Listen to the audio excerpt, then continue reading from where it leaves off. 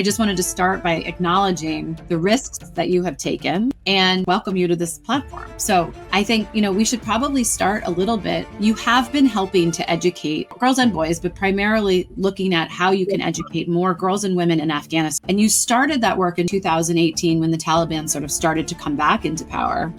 But it really has taken a different turn since 2001 when the US left. And I could talk for hours about how messed up the way that we left was and errors that happened that were wild in terms of announcing our departure and leaving lots of military equipment and empowering the Taliban in ways that I still can't quite wrap my head around. But maybe we'll have time for that later. But I think just to start, it would be helpful to hear a little bit about your background. Do you remember you were how old when you moved to Pakistan?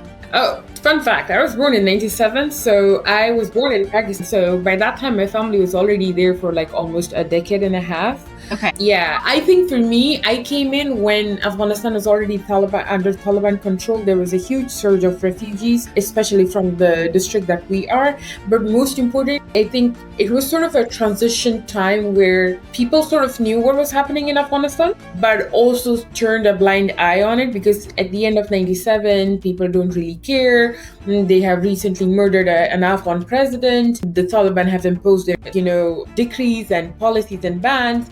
And then there's this huge surge of refugees who are now not coming into Pakistan because of the conflict. They're coming because of the Taliban's bans and decrees. So one thing I like to talk about and acknowledge a lot is the refugees started in the 80s, in 81, but they sort of continued even in the 90s and mid-90s and end of 90s just because there were no opportunities for women and girls, and those who cared about their kids did leave Afghanistan. So I sort of was born in to the parents who fled the Soviets and everything. My grandfather fled the Soviets, but because they stayed there and my aunt stayed there was because of the Taliban, because they didn't have anything to go back to. So yeah, but but my family, I grew up in funny, but also like a very different family, like very different from the American side of things, or even like normal side of things, even when it comes to that part of the world.